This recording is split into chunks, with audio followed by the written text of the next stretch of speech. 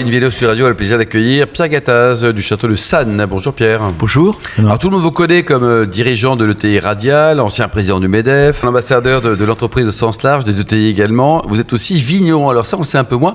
Racontez-nous ce qui se passe et quand vous avez acheté ce château de Sannes. Puis après en point d'orgue on parlera de cet événement du 27 juillet que vous allez organiser. Oui, alors c'est juste après le MEDEF, il fallait que je me vide un peu l'esprit en faisant un projet un peu familial, territorial, retour aux sources, etc. Parce que le MEDEF c'est quand même très politique, médiatique, on s'en prend plein la figure pour pas grand chose.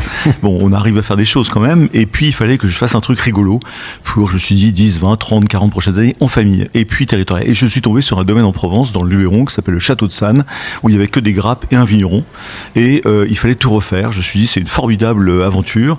Je fais ça avec mes 4 enfants, mon épouse, et depuis 7 ans, on a rebâti un chai, on a rebâti une boutique, on a refait une bouteille, on a refait des vins qui existaient il y a 20 ans, 30 ans, qui existaient depuis les Romains d'ailleurs, parce que les Romains faisaient du vin dans la région.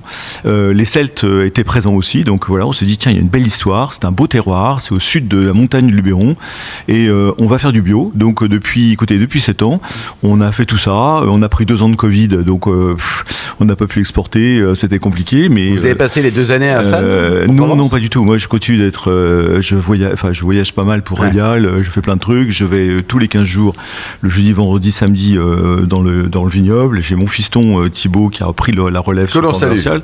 Que voilà, j'ai ma petite Manon, ma dernière, qui s'occupe un peu de tout ce qui est villégiature, parce qu'on fait des séminaires, on fait quelques mariages, etc. Donc on peut dormir chez vous, hein? On peut dormir, c'est pas un hôtel, mais on peut louer. Voilà, on peut une chambre d'hôte. Non, on fait pas chambre d'hôte. Non, c'est plus des gens qui veulent rester une semaine, 3-4 jours, un week-end, etc. Ils peuvent. Vous avez donc, carrément 15 chambres, et, donc on peut venir avec quelques copains là. On a 15 chambres et vous pouvez venir avec quelques copains et copines. Hélène Pio. Oui, des copines aussi, c'est vrai. Je pense jamais à partir avec mes copines, les copains m'intéressent plus. Chacun son truc. Alors ce château de Sannes, oui, c'est un phénix en fait qui renaît de ses cendres en permanence. Parce que effectivement, au XVIIIe siècle, il y avait 21 hectares de vignes. Le phylloxéra, boum, paf, plus rien. Oui. Les années 60, ça reprend. Dans les années 70, j'avais envie de dire une dingue, mais après tout, elle fait ce qu'elle veut, la dame. Lady Hamelin décide que bon, finalement, ce chai, il sert plus à grand chose. Allez, voilà, on arrête tout. Oui. Et puis vous arrivez et vous dites non, on recommence. C'est extraordinaire cette histoire. En fait, c'est un très bon terroir quand même, parce qu'on est au sud du Luberon, il y a du calcaire argileux au nord, il y a des sables argileux au sud, il y a des vignes qui ont 100 ans, il y a des unis blancs au sud-ouest de la propriété qui ont 100 ans. Donc en fait, et puis ce sont des vins très intéressants que l'on fait avec amour, avec familiaux, puisqu'en fait on déguste les vins en famille avec les œnologues, etc. Donc on remonte la montagne, je dirais, et puis on a quelques médailles, on est content, c'est tout bio, et il y a la crise du vin, c'est pas facile du tout. C'est aussi, Pierre, une école de modestie, parce que là, totalement. Vous êtes connu comme entrepreneur, mais comme vigneron, vous êtes un parmi X, et au contraire, vous avez très peu d'antériorité, quoi. Ça aide de s'appeler Gattaz pour vendre du vin ou pas? Non, ça aide pas du tout. Parfois même, c'est contre-productif. Donc en fait, non, je crois que c'est une leçon d'humilité tous les ans, tout le temps, parce que le vin, c'est du temps long, c'est de la passion, c'est de la patience. C'est un produit agricole. C'est un produit agricole.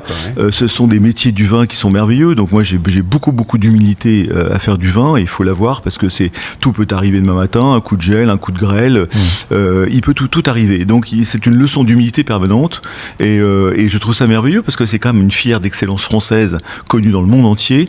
Et écoutez, il faut se battre, et puis il faut faire le meilleur qu'on puisse faire avec les grappes, les terroirs et ce qu'on fait. Ouais, alors avant de revenir magique. Au vin, donc, Pierre, avec Hélène, qu'est-ce qui va se passer chez vous là, le 27 juillet, là, dans 2 mois, quoi. Alors en fait, comme le Luberon n'est pas une appellation connue du tout, on s'est dit avec d'autres vignerons. Mais la région aussi. La région est très connue pour le plan touristique, etc. C'est la Haute-Provence. Et c'est people. C'est pas vraiment Hélène people. Pio, David Cobol. Non, Hélène Pio, elle est en Bretagne. En fait, si vous voulez, c'est la Haute-Provence authentique. Voilà, donc c'est Giono, c'est très beau. C'est très beau. C'est le parc régional. Donc nous sommes un des seuls appellations dans un parc régional, le parc régional du Luberon. C'est adossé à la montagne. Il y a le nord, il y a le sud, et on est à 400 mètres d'altitude. En plus, nous, au château de Sannes, on est dans le pays d'Aigues. C'est le pays de l'eau. l'eau. Donc il y a plein d'infiltrations de sources qui coulent dans le domaine, qui donnent une fraîcheur naturelle au domaine et au vin qu'on essaie de faire, qu'on fait. Donc tout ça pour dire que le Luberon n'est pas connu comme appellation, et on s'est dit, il faut qu'on chasse en meute. Bon, il faut qu'on se regroupe. Donc moi j'ai pris l'initiative il y a 3 ans de faire un festival le dernier week-end de juillet, ce sera le dimanche 27 juillet. On a 22 vignerons sur 60-70 de l'appellation qui répondent à l'appel tous les ans, donc je suis très content, ils sont très heureux. Et on essaye de ne pas être un salon du vin. Donc on a aussi un espace enfant, on a un espace bien-être, on a un espace innovation avec des startups qu'on fait venir, 6, 7, 8, pour expliquer les startups de l'agritech, de la green tech, comment on peut économiser l'eau, comment on peut mettre moins d'herbicides. Et toutes ces entreprises issues de la région ? Ce sont toutes issues de la région. Ouais. Alors, en général, on aime bien du Luberon. Parfois, les startups viennent parfois d'Aix, de Marseille, oui. un peu plus loin. C'est l'étranger. C'est l'étranger, carrément. Mais on essaye de faire en sorte que ce soit vraiment l'ode à cette région de France et l'ode au vin, aux vignerons, au métier de la vigne. Et puis, on a des producteurs, fruits et légumes, lavande, miel, etc., qui viennent présenter. Ça dure combien de temps, Pierre ? Ça dure en fait une après-midi. Ça commence à 14h, ça finit à 20h. De 14h à 16h, c'est des masterclass parce que avec Philippe Forbrac, que vous connaissez bien ici, avec Antoine Pétrus, avec Gaëtan Bouvier, quelques sommeliers de renom, qui vont faire des dégustations de vins rosé, rouge et blanc du Luberon. Oh, comme c'est bon, c'est agréable, voilà, c'est très aromatique, etc., etc. Donc 2 fois 1 heure. Donc les gens vont s'inscrire sur un site internet avant, et puis de 16h à 20h, c'est le festival. Les gens vont déambuler, vont boire mes confrères, vont aller voir les producteurs, vont visiter le moulin du XVIIIe siècle avec le meunier qui va expliquer comment on faisait du blé il y a 200 ans, etc., etc. Donc c'est vraiment familial. Il n'y a pas que du vin, il y a tout le reste de la Haute-Provence en fait. C'est ça. Il y a même des historiens qui vont parler de l'histoire de la Haute-Provence. C'est un bel événement. Et il y a un dîner de gala ou pas ? Alors il y a un dîner de gala sur réservation en effet avec un chef étoilé. Donc là il faut s'inscrire sur internet. Le site va être ouvert d'ici un mois. On sait déjà qui va être le chef étoilé. Il change chaque année ou c'est toujours le même ? Il change chaque année. Et à ce stade, je ne peux pas encore vous donner son nom. Mais il y a un chef étoilé, en effet, qui sera présent. C'est la surprise. C'est la surprise. Et il y aura un orchestre. Et ce sera un dîner de gala dansant. Mais c'est sur réservation. Combien ça coûte d'ailleurs ? Alors, le festival, c'est 15 € entre 16h et 20h.